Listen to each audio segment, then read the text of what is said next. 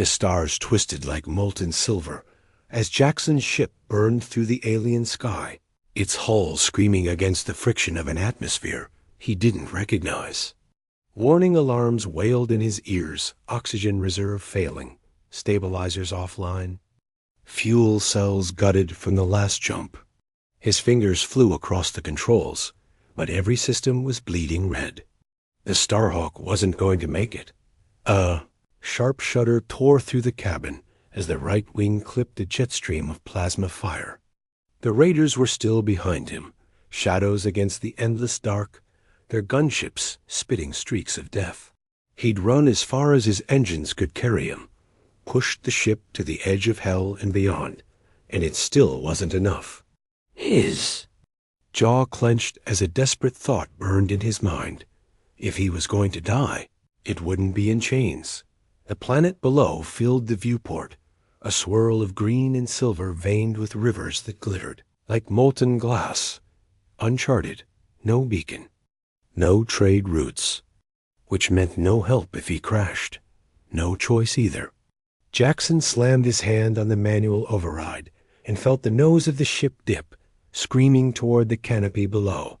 The heat shields lit up, glowing cherry red, while the atmospheric drag tried to rip the Starhawk apart piece by piece.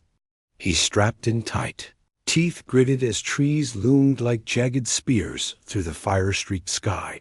Impact hit like the fist of a god. The ship plowed through the jungle, shredding ancient trunks as thick as city towers. Metal screamed. Panels burst into shards. Jackson's harness snapped loose, hurling him against the console. Then silence. Just the hiss of ruptured systems. And his own ragged breathing. He dragged himself upright, every muscle screaming in protest. Blood trickled from his temple, warm against the chill creeping into the cabin. The Starhawk was a twisted carcass, smoke curling from its belly, flames licking at what was left of her wings.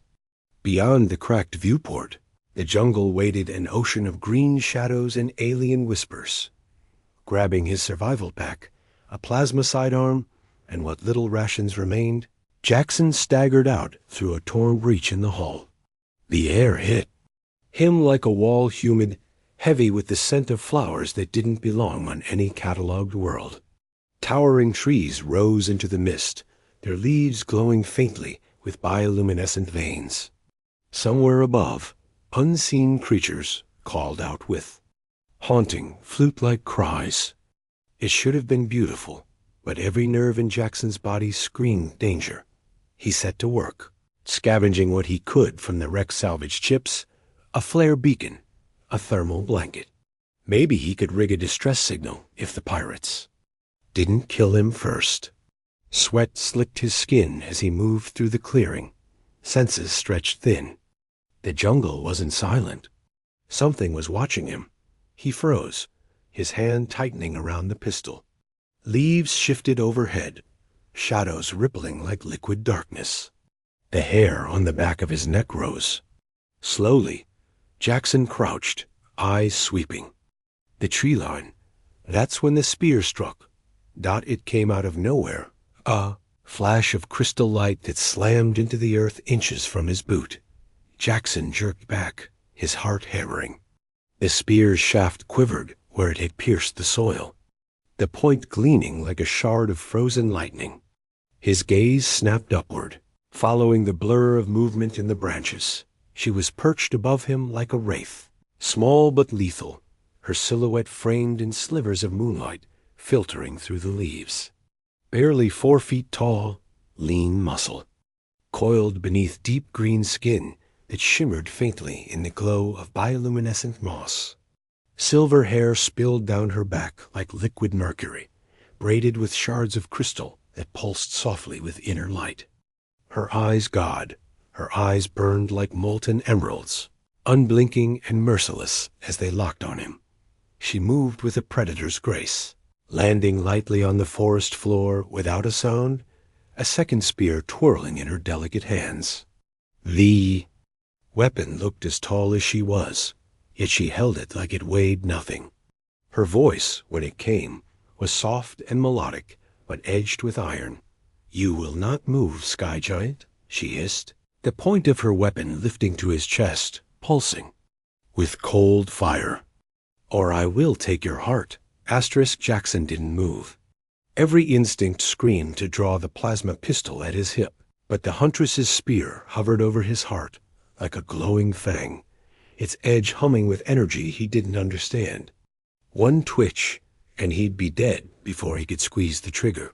Slowly, he raised his hands in surrender, palms out, keeping his voice steady despite the rapid drumbeat of his pulse. "Easy," he said, the words harsh in the humid air. "I'm not here to fight." Her head tilted, eyes narrowing, the molten green light in them flickering like twin flames. She circled him with steps so soft they barely stirred the moss. The spear tracked him the whole time, an extension of her body, alive, precise, hungry. "You fell from the sky," she said, her voice low and melodic, but sharp enough to cut. Her common tongue was rough, like words carved from stone. "Metal. Beasts bring fire. Death. Why are you here?" Jackson's throat felt dry as bone dust. "Crash," he said simply. "Ship's down." "I didn't choose this place." The Huntress's gaze darted past him to the shattered hull of the Starhawk, smoke still curling into the misty canopy. Her jaw tightened, a flicker of emotion cracking. The mask of control. Rage? Fear? Both. She stepped closer, and Jackson realized just how small she was, barely chest height. Her slender frame draped in leathers the color of deep forest shadow. And yet nothing about her felt fragile. She was all tension and coiled steel, like a drawn bow ready to snap. "You speak truth," she murmured, almost to herself. Then her voice hardened again. "But truth does not free you. You bled on sacred soil. That demands judgment." Jackson's stomach sank.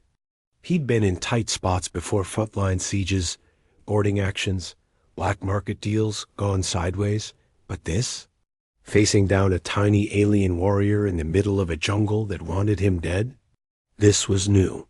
"What kind of judgment are we talking about?" he asked carefully. Her lips curved not a smile, but a baring of teeth. "The kind where you either prove worth or feed the roots." He didn't like the sound of that. "And how do I prove worth?" Her eyes blazed like twin suns as she lifted her chin. "You come with me?" Before Jackson could respond, she moved so fast his vision blurred. In an instant, his plasma pistol was gone, plucked from its holster like a toy. She tossed it aside into the moss and pressed the spearhead harder to his chest. The energy dancing along its blade hummed hotter now, warm against his shirt, threatening to burn through. "You will walk," she said, voice barely a whisper, but it thrummed with power. "And if you run." She let the sentence hang, dragging, the edge of the spear down till it rested lightly against his ribs, just enough pressure to promise pain. "Your giant heart will beat its last." Jackson forced himself to nod. "Fine, I'll walk. Good?" She stepped back just enough to gesture toward the shadows beyond the clearing, her silver hair glinting in the bioluminescent glow. The jungle behind her seemed to swallow the light, thick with vines that curled like serpents and trees that rose like living pillars. Somewhere in that green abyss, distant howls echoed a sound like metal grinding on stone. Jackson took his first step toward the unknown, vines snagging his boots, the weight of alien eyes burning holes in his back. The Huntress glided ahead, without effort, her body moving like flowing water, every muscle tuned to deadly grace. He realized something then, something that chilled him more than the spear at his ribs. She wasn't taking him, prisoner out of mercy. She was taking him because she needed him, and that meant whatever waited out there was worse than her blade. Forest thickened as they moved, the air growing damp and electric, heavy with scents he couldn't name. Shadows shifted high in the canopy, silent watchers with glowing eyes. Jackson kept his hands where she could see them, every sense wired. Tight. His crash had thrown him into something ancient, something alive in ways he didn't understand not. The Huntress stopped abruptly on a ridge, overlooking a sea of green. The horizon glimmered with silver mist, rivers curling like molten threads through. The jungle below. She turned, eyes locking on his, voice dropping to a tone that vibrated with unspoken fear. "My name is Corinne," she said softly, as though sharing a dangerous secret. "Daughter of the hunt, you will do as I command. Sky giant, because if you do not—" Her gaze swept toward the darkness, curling through the trees like smoke. "They will come for both of us." Jackson swallowed hard, gripping the strap of his survival pack. "They?" Corinne's emerald eyes burned like twin suns. Her next words slid into the heavy silence, like a blade through flesh. "Shadow beasts." She whispered. A roar rolled through the jungle like distant thunder, low, guttural, and hungry. Corinne stepped close, pressing the spear tip under his chin with sudden ferocity. "Stay alive, Sky Giant," she hissed, "because your strength is mine now." Jackson's boots sank into the jungle floor with a damp crunch, each step trailing Corinne's whisper-like movements. The Huntress moved like a phantom between moss-draped trunks, barely bending a leaf under her weight, while his heavier frame cracked twigs and sent small creatures scurrying into the underbrush. The air was alive with sound-clicking insects, the distant trill of unseen birds, the faint hum of glowing flowers pulsing in the dim light. Yet beneath it all lurked something heavier, like a drumbeat buried in the soil, a predator's heartbeat. Jackson's grip tightened on the salvaged machete Corinne had tossed him when they entered the deeper wilds. Primitive weapon for a man who'd once commanded railguns and pulse cannons, but here, steel and sinew were the only truths. His plasma pistol was gone, confiscated and tucked behind her belt like a prize. Every time he looked at her small frame taut with lethal confidence, silver hair shimmering against green shadows, he wondered how someone so slight could radiate such command. They came to a clearing where shafts of pale light knifed down through the canopy, painting the moss in silver gold. Corinne raised a hand, her spear tilted low. Jackson froze, muscles coiling as her ears twitched toward the darkness ahead. The forest had gone still, no wind, no song, nothing but the hammering of his own pulse. "They are here," she whispered, her voice a blade slicing silence. Her emerald eyes burned as they locked on his. "Do not break, do not flee, or you will die screaming." Jackson opened his mouth to answer, then the shadows moved. They slid from the undergrowth like liquid night, 5 shapes rippling through the gloom, fur so black it seemed to drink the light, muscles bunched under pelts that shimmered faintly, with an oily sheen. Their eyes glowed molten gold, and their teeth long, serrated, glistening like wet glass bared in silent promise. One let out a low growl, and the sound vibrated through the marrow of Jackson's bones. "Shadow beasts," Corinne hissed. Her voice held no fear, but her grip on the spear was white-knuckled. "They phase through matter. Solid wood, stone your weapons will mean nothing unless your strike is true." Before Jackson could process that, the first beast lunged. It blurred one moment crouched, the next a streak of black fire, and slammed into a tree trunk, passing through as though the wood were smoke. It erupted behind him with a snarl that shattered the stillness. Instinct roared. Jackson spun, machete flashing, and met a wall of muscle and teeth. The blade bit deep, severing flesh with a wet crunch. The beast howled, a sound like tearing metal, and collapsed into a cloud of vapor that stank of iron and ashdot. Another came, and another. The clearing dissolved into chaos shadows flickering, jaws snapping, Corinne moving like a tempest of crystal light. Her spear danced in whirling arcs, leaving trails of pale energy as it struck, her small form twisting, leaping, ducking in a rhythm older than stars. She was beautiful and terrifying, all at once. An alien storm made Flesh Jackson fought like a cornered wolf, blood pounding in his ears, sweat stinging his eyes. The machete sang in his hands, each swing raw, brutal, desperate. But for every beast that fell, another seemed to rise from the dark. His arms ached, lungs burned, and still they came. Then it happened. A beast, larger than the rest, phased from the shadows behind Corinne, jaws yawning wide for her throat. She turned too late. Jackson didn't think he moved. With a roar that tore from the pit of his soul, he slammed into her, wrenching her clear as the monster's fangs raked his shoulder.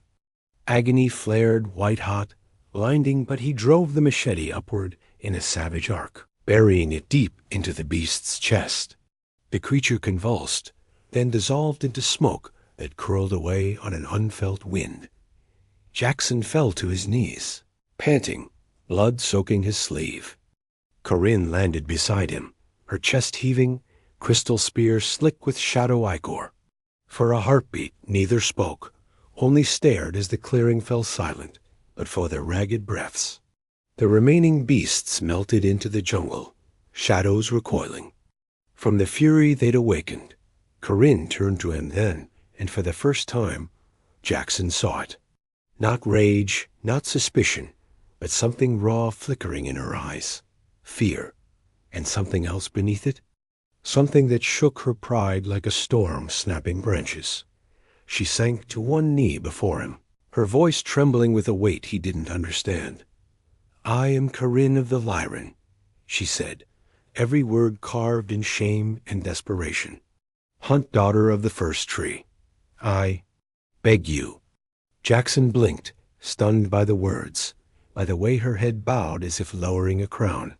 "Beg me?" His voice was hoarse. "For what?" Her emerald gaze lifted, locking with his. Fire burned there now, fierce and pleading, a storm trapped. Behind glass. "For your strength," she whispered, the syllables like broken glass in her throat. "Mine is not enough." The weight of her words hit harder than any beast. This proud, deadly huntress, the one who'd threatened his life, who moved like the night itself, was asking him for help. No, not asking. Surrendering her pride, her very soul, to save something bigger than both of them.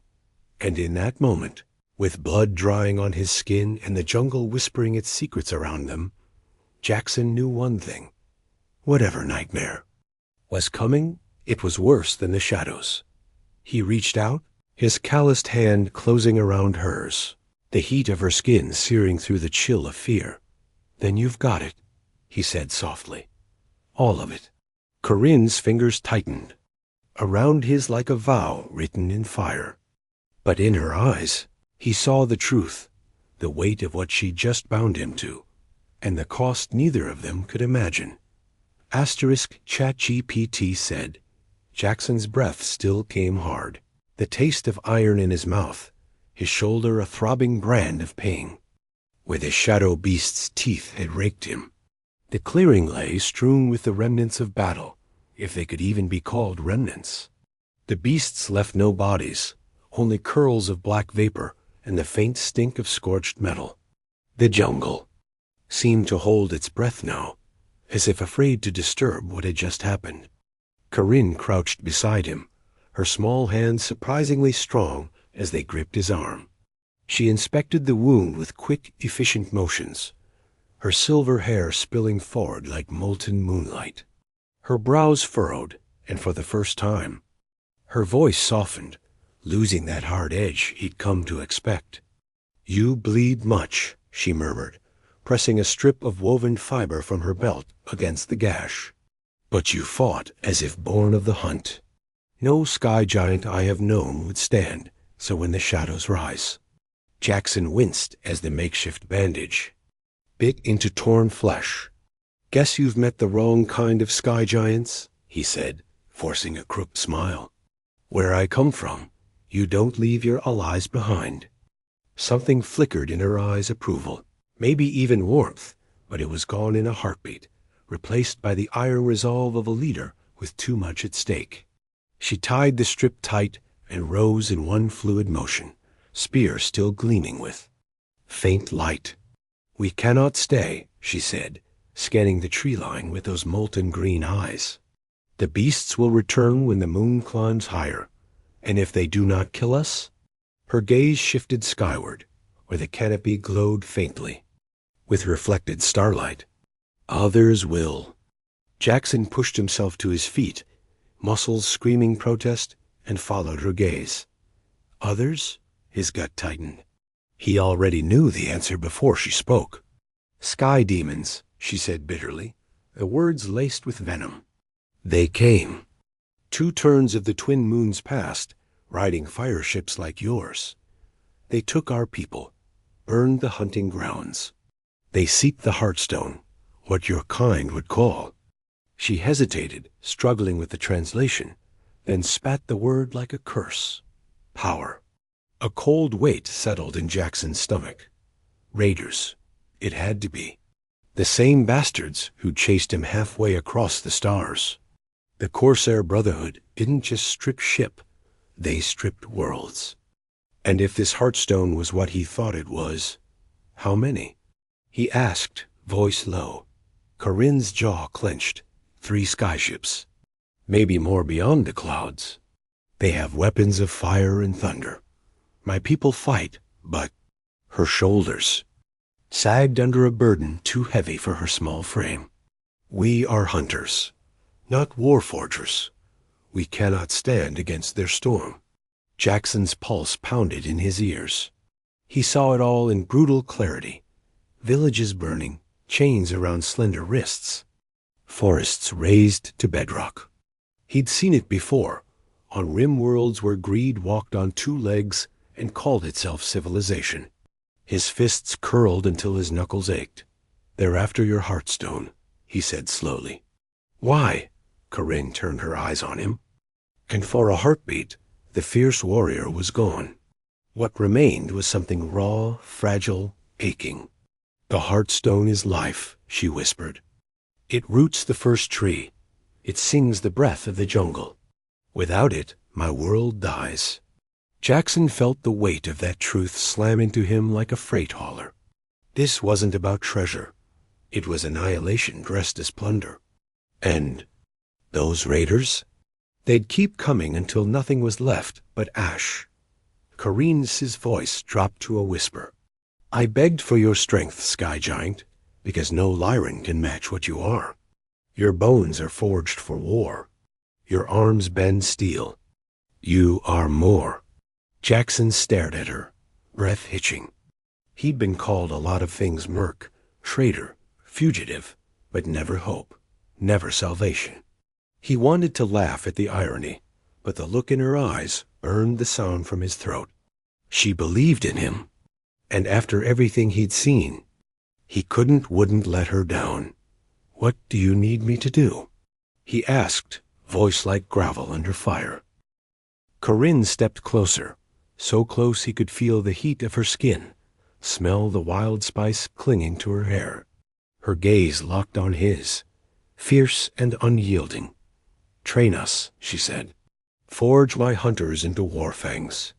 Teach us to strike like the storm, not the stream. And when the sky demons come? Her fingers curled into fists at her sides, trembling with fury and fear. We will tear their fire ships from the clouds. Jackson looked at her, really looked, and saw the impossible. Dream burning in her eyes. Saw a future where tiny hunters faced down giants of steel. Saw her pride shackled by desperation. Saw her heart, brittle but unbroken, beating against the weight of extinction. And for reasons he couldn't name, maybe the jungle, maybe the ghosts of worlds already lost, maybe just her. He nodded. Then let's make them bleed. Corinne's lips parted, the barest flicker of relief crossing her sharp features before the mask slammed back into place. She turned, signaling him to follow, her silver hair catching the starlight like a blade drawn from shadow. But as Jackson limped after her into the emerald dark, a thought gnawed at his mind like a slow-burning fuse. If the Corsairs were here, they weren't alone, Dot, and if they wanted the Heartstone badly enough to scorch a world for it, what the hell had he just signed up for? Asterisk from far above, beyond the clouds, a black shape drifted into orbit a raider dreadnought, its hull painted with the crimson skull of the Brotherhood, and in its shadow, cages filled with captives, waiting for a fate worse than death. Asterisk, it started as a tremor, a low rolling quake that made leaves shiver and branches creak. Birds burst from the canopy in a torrent of color and shrill cries. Then came the roar of engines, deep and predatory, shattering the harmony of dawn. Jackson knew that sound too well. Raider dropships, heavy with guns and worse things. Corinne froze mid-step, her spear snapping upright, ears twitching toward the growing thunder overhead. Her Hunter's 7 lithe figures cloaked in shades of green and shadow materialized from the underbrush like ghosts. Their eyes were wide, their crystal-tipped weapons trembling ever so slightly. Fear hung in the humid air like a storm waiting to break. Jackson shoved past a curtain of vines and saw it, the sky split open by fire. Dropships knifed down through the clouds, their steel bellies glowing with the heat of entry. Behind them, something darker loomed above the clouds, the Corsair flagship, its armored hull etched with the crimson skull that haunted 100 star systems. It blotted out the sun like a curse. "They're here," Corinne whispered, her voice flat and sharp like stone breaking. She didn't look at him. She was staring into the sky with the kind of hatred that eats through bone. Jackson felt his gut knot. There was no more time for training, no more time for plans. The Corsairs had come to burn this world clean. And because of him, because they'd followed his wreck, they knew exactly where to strike. "Move," he snapped, spinning on his heel. His voice cracked like a whip through the tense silence. "Get your people under cover now." Corinne's Hunters hesitated, caught between instincts and orders. But one look from her had them scattering like shards of night, vanishing into the green. She turned to him then, eyes blazing, silver hair whipping around her like liquid fire. "They will not stop," she said, her voice fierce. "Not until the Heartstone is theirs."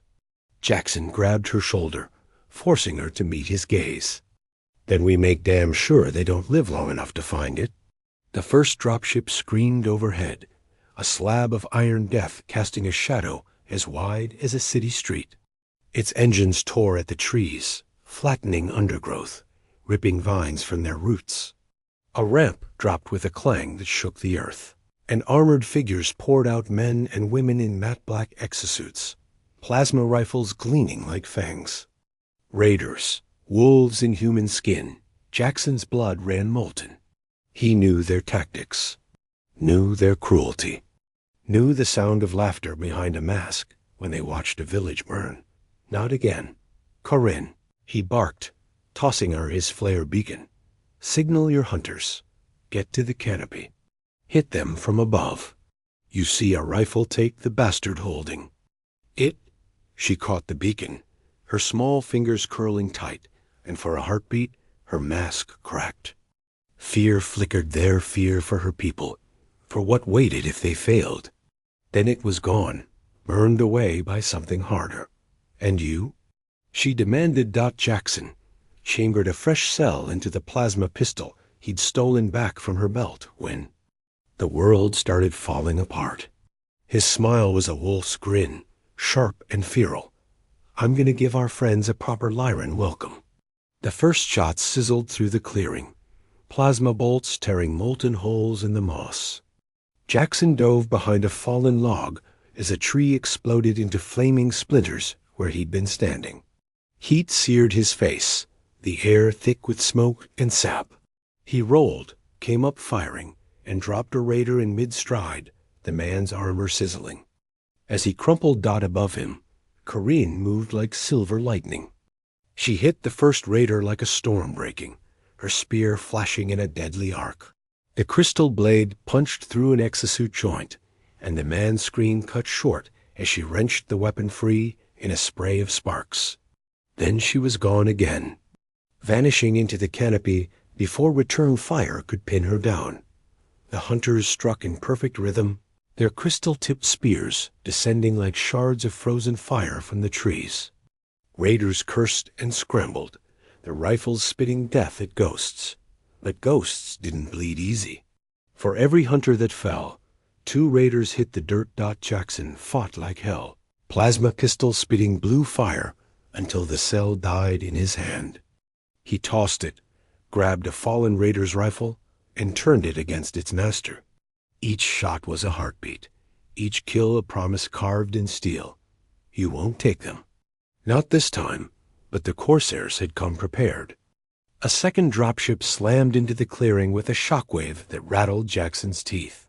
Its ramp clanged down, and from the choking smoke stepped a figure that froze Jackson's blood. Captain Vare, even across a battlefield, Jackson knew him. The scar carved across his face, the cybernetic arm plated in black iron, the grin that dripped poison like honey. Well, Vare boomed through a Vox grill, his voice a jagged blade of mockery. Jackson Hall, thought you could run forever, did you? Jackson's gut turned to ice. This wasn't just another raid. This was personal. Corinne landed beside him, chest heaving, blood streaking her jaw. Her emerald eyes burned, her spear trembling with rage. Who is he? She hissed. Jackson's jaw tightened, every muscle wound like a steel coil. He didn't take his eyes off Vare as the captain's armored boots thudded toward them, each step a countdown to hell. Trouble, Jackson growled, sliding a fresh rifle cell into place. His voice was a low snarl, full of something dark and merciless. And he's mine. Asterisk, the Corsair captain, raised a gaunted fist, and a dozen armored figures surged forward, rifles crackling with blue fire. Behind them, something even worse. Stirred in the smoke, a war machine built for slaughter, its cannons whirring to life. And far above, the flagship's shadow thickened, blotting out the sun. Asterisk, the Corsair captain, raised a gaunted fist, and a dozen armored figures surged forward, rifles crackling with blue fire. Behind them, something even worse stirred in the smoke, a war machine built for slaughter, its cannons whirring to life. And far above, the flagship's shadow thickened, blotting out the sun. Asterisk, the Corsair captain raised a gaunted fist, and a dozen armored figures surged forward, rifles crackling with blue fire. Behind them, something even worse stirred in the smoke, a war machine built for slaughter, its cannons whirring to life. And far above, the flagship's shadow thickened, blotting out the sun. Asterisk, the Starhawk, he said, voice low, deadly calm. If I can reach her, I can rig the cannons. Earn their dropships. Take out that tin monster. Corinne's gaze flicked toward the twisted wreckage barely visible through the smoke, its scorched hull jutting like the bones of some ancient beast. Her throat bobbed. You cannot get there alone. Jackson turned to her then, and for the briefest second, the world narrowed to 2 burning points of green fire. Didn't plan to. Her lips parted, but before she could speak, the warframe's cannons whirred, and the jungle exploded. They hit the dirt as tracer fire ripped the world apart, molten shards shrieking through the air. The log that had sheltered them vaporized, in a flash of light, showering them with splinters. Jackson rolled, dragging Corinne against his chest as a missile screamed overhead and detonated in a blossom of fire. Heat slammed into him like a hammer, stealing his breath. Somewhere in the inferno, the Corsairs cheered. Asterisk, when the ringing in his ears faded, Corinne was staring up at him, her small hands fisted in his torn shirt. Her breath came fast, her words faster. This is death, Sky Giant. He grinned, feral and blood-slick. Not yet. They ran, through fire and ash, through vines that clung like skeletal fingers, through the screams of dying men and the roar of machines. The Starhawk loomed ahead, a black silhouette against the chaos, her hull cracked but not broken. Jackson's heart kicked like a war drum. If he could wake her teeth, he could turn the jungle into a graveyard. They burst into the clearing and froze. Vaer was waiting. The Corsair captain stood atop the shattered wing like a god of iron, his cybernetic arm gleaming in the firelight, his Vox grill laughter a jagged wound in the night. Around him, armored soldiers fanned out, rifles locked, their visors cold and pitiless. Well, Vaer drawled, spreading his arms like a priest before an altar. The prodigal bastard returns, and you brought a pet. Corinne bristled, her spear trembling with the need to kill, but Jackson's hand shot out, barring her path. His voice was a low growl, thick with venom. Let her go, Vaer. This is between you and me. Vaer's grin widened, teeth glinting like broken glass. Oh, it was always between us, Halle. You cost me a fleet at Drazar. You think I'd let that debt go unpaid? He snapped his fingers. From the shadows, two raiders dragged something massive into view. A slab of crystal veined with fire, pulsing like a living heart. It radiated heat and power that prickled Jackson's skin, even from 20 paces. The Heartstone. Corinne gasped, the sound raw, torn from her soul. No. Vaer's laughter rolled like thunder. Beautiful, isn't it? One shard of this could buy me 100 worlds. And when I crack it open, I'll birth a weapon that makes suns kneel. Jackson's blood iced. He understood now why they'd burned so much for this prize. This wasn't treasure. It was a god-killer waiting to wake. Jackson, Corinne whispered, and there was something in her voice that hollowed him out. Not fear. Surrender. If he takes the Heartstone, my world dies. Her eyes locked on his, emerald flames burning through. The dark.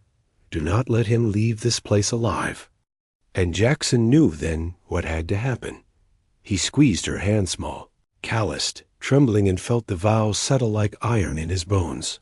Stay behind me, he said. Then he charged. The world detonated in plasma and steel. Jackson hit the Starhawk's console with bloody fists, the ship's systems flickering like dying stars. Vaer's laughter echoed through the hull as the warframe tore trees from the roots, and the Heartstone pulsed brighter, as if waking to something that should never be unleashed. The jungle burned like a world at war. Trees that had stood for centuries toppled in sheets of fire. Smoke curled into the heavens, black against the pale moonlight. Ash drifted like snow, soft and deadly, settling on the bodies of the fallen. And in the heart of the inferno, the Starhawk roared back to life, her engines screaming defiance through torn metal lungs. Jackson's blood slicked the controls, his teeth gritted against the pain lancing through his shoulder and ribs. Emergency lights strobed crimson, painting the cockpit in hellish hues. He jammed the override, sparks cascading from the console like molten rain. Come on, Merle, he rasped, voice raw. One more fight for me. Behind him, the shattered clearing pulsed with unnatural light. The Heartstone, no longer dormant, throbbed. Like a living thing, veins of molten fire crawling across its crystalline surface. It was waking. And Jackson didn't need Vaer's smug grin to know what that meant. If the Corsairs breached its core, they wouldn't just strip this world, they'd shatter it. A flicker in the viewport caught his eye. Corinne, darting through. Smoke and blood like a silver flame, her spear a blur of incandescent fury. Raiders fell around her, their black armor splitting under Crystal's bite. But for every one she struck down, 2 more surged forward. Her braid whipped behind her like a comet's tail, her emerald eyes burning with something fierce enough to blind the stars. And then Vayer came. The Corsair captain strode through the wreckage, armored in hate, his Vox-grill laughter boiling the blood in Jackson's veins. The warframe loomed at his back, its cannons spitting blue fire, shredding what little cover remained. Vayer raised his blade, a great curving edge of plasma, heat, and brought it down in a hiss of light. Corinne met him head-on. Steel screamed. Sparks erupted as crystal clashed with plasma, each strike a heartbeat in a war song older than galaxies. She moved with liquid grace, a storm in a woman's frame, but Vayer was a mountain of iron, every blow hammering her smaller body like thunder. One strike grazed her side, blood welled, black and smoking, and Jackson felt something inside him snap. Enough, he growled. He slammed his fist on the final switch. The Starhawk came alive like a beast from Legend.Twin. Plasma cannons unfolded from her broken flanks, their barrels glowing white-hot as they locked on the warframe. Jackson didn't hesitate. His fingers curled over the trigger, and the world erupted in light. The first shot vaporized the war machine in a single sun-hot blast, shards of molten steel raining through the jungle. The second slammed into the dropship beyond, ripping it open like paper, its death shriek echoing into the clouds. Veyr spun, rage flashing behind his visor, but rage couldn't stop physics. Jackson fired again, and the plasma bolt hit like judgment.